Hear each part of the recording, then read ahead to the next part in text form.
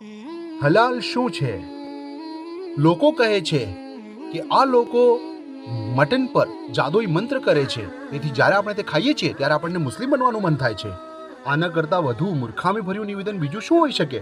તમામ જીવોને સર્વશક્તિમાને જીવન આપ્યું છે.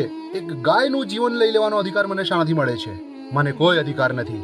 તેથી સર્વશક્તિમાન કહે છે અમુક શરતો હેઠળ તમને ચોક્કસ રીતે તેનું જીવન લઈ લેવાની પરવાનગી આપવામાં આવી શકે છે. તેથી કોઈ પણ હેતુ વિના મને સર્વશક્તિમાનના જીવોનો નાશ કરવાની પરવાનગી નથી. હેતુ વિના ઇકોસિસ્ટમનો હું નાશ કરી શકતો નથી. જો મારે ઝાડ કાપવાની જરૂર પડી તો મારી જાતને મારે પૂછવું પડશે કે હું શા માટે કરી રહ્યો છું. જો કોઈ હેતુ નથી તો ઝાડને રહેવા દો, તેનું પણ જીવન છે. તમે મુસ્લિમ છો, તમામની સાથે તમારે શાંતિથી રહેવાની જરૂર છે. પણ હા, જલાવ લાકડાની તમને જરૂર પડે અથવા તો રસ્તો સાફ કરવાની તમને જરૂર પડે તો હું કહી શકું કે સર્વશક્તિમાન જીવન આપનારના નામે હું આ ઝાડ કાપું છું. વળી જીવજંતુઓનું શું? મચ્છરોને મારવા માટે જ્યારે તેમની ઉપર દવાનો છંટકાવ કરો છો તે પહેલાં તે તેમને ખીજવે છે, પજવે છે, ત્યારબાદ તમારો સ્પ્રે તેમનો નાશ કરે છે. તમે કહો બિસ્મિલ્લાહ સર્વશક્તિમાનના નામે. શું થયું? તેમનો નાશ થયો, પણ તેની પાછળ હેતુ હતો. તમે એમને એમ તો તેમનો નાશ કર્યો નથી. જો તમને સાપ નુકસાન પહોંચાડે તો તમે શું કરશો? તમે સર્વશક્તિમાનના નામથી સર્વશક્તિમાનનું નામ તમારે લેવું પડશે, કારણ કે તે તેને જીવન આપનાર છે. તમે એનું જીવન લઈ લેનાર કોણ છો? આમ જ્યારે પ્રાણીઓની આપણે વાત કરીએ, એવા ચોક્કસ પ્રાણીઓ છે જેમને ખાવાની છૂટ છે, પણ તમે તેમની સાથે હેવાનિયત કરી શકતા નથી. પ્રાણીઓ સાથે કેવો વ્યવહાર કરશો? તેના જન્મથી લઈને તેની કતલ સુધી બહુ જ અગત્યનું છે કે તમે તેની સાથે માનવીય વ્યવહાર કરો. તેમની ખૂબ કાળજી રાખવી પડશે. તેમને એવું જીવન આપો કે જે તેમના માટે અનુકૂળ હોય. તેમને પેટ ભરીને ખવડાવો, તેમને હવા ઉજાસવાળી જગ્યા આપો. જો તમે બિન મુસ્લિમોના કતલખાનામાં જઈને જોશો, તેઓ બહુ જ હેવાનિયત ભરી રીતે વર્તે છે. તમને સાચું કહું છું, મેં મુલાકાત લીધી છે, મેં જોયું છે.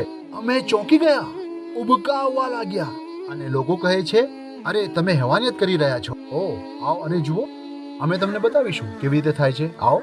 હવે દાખલા તરીકે આપણે વાત કરીએ કોઈ બળદની અથવા તો ઘેટાની કે જેને આપણે સારી રીતે ખવડાવ્યો હોય અને તે કુપોષિત ન હોય.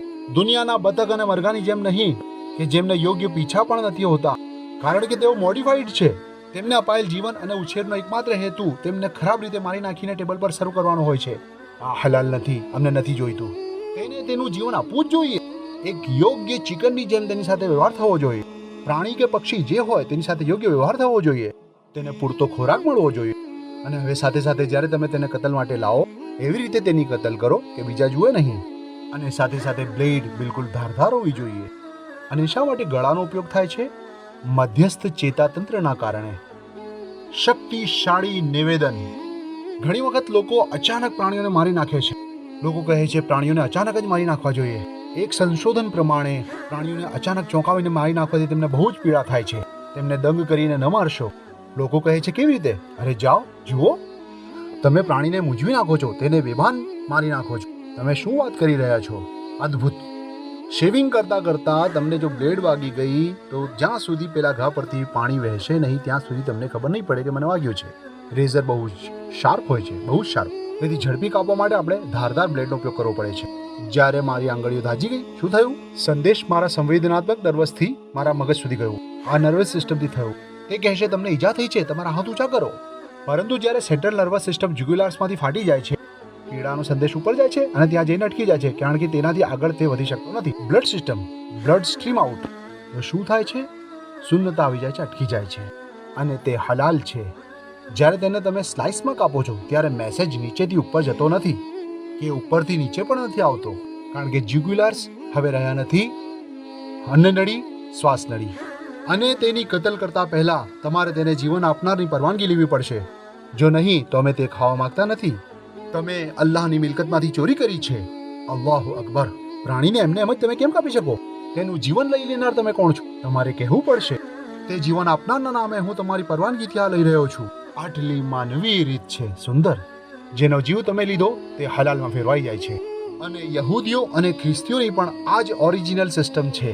અને તમામ પૈગંબરોએ શીખવેલી આ જ ઓરિજિનલ સિસ્ટમ છે. ઇસ્લામ અને યહૂદી ધર્મ આને ચુસ્તપણે સ્વીકારે છે. અને હું ધારું છું યહૂદી ધર્મ તો વધુ કડક રીતે આને અપનાવે છે. જાઓ અને અભ્યાસ કરો તમને ખબર પડી જશે સેમ સિસ્ટમ લોકો કેમ હલાલ પસંદ કરે છે. હકીકતમાં સૌથી વધુ માનવીય રીત છે. વાસ્તવમાં આ એટલી સરસ રીત છે કે જે તમને ઘોડાનું માંસ ખાવાથી પણ બચાવે છે. અલ્લાહ આપણું રક્ષણ કરે બસ. અને સુપરવાઇઝર્સ તમને ખાતરી આપશે કે તમામ વસ્તુ બરાબર થઈ છે. તેઓ તમને કહેશે બધું વ્યવસ્થિત થયું છે એવી તમને બાંયધરી આપીએ છીએ. અને અનુમાન કરો શું કહેવા માંગે છે. અરે પેલો ઘોડો નથી, જીવન આપનારના નામે જેની કતલ કરવામાં આવી તે ખાવું વિશેષાધિકાર અને સન્માન છે. માત્ર ખાવાના હેતુ માટેના વપરાશ માટે અમે તમે મૂકેલા દરેક નિયમને ધ્યાનમાં લીધા છે અને અમે ખરેખર બધું પૂર્ણ કર્યું છે. તેથી આપણે આશા રાખીએ જે ખોરાક આપણે મોંમાં મૂકીશું તે આપણને આશીર્વાદ આપશે. અને જો આવું નથી તો હું શાકભાજી ખાવાનું વધારે પસંદ કરીશ. અલ્લાહ આપણી રક્ષા કરે ખરેખર.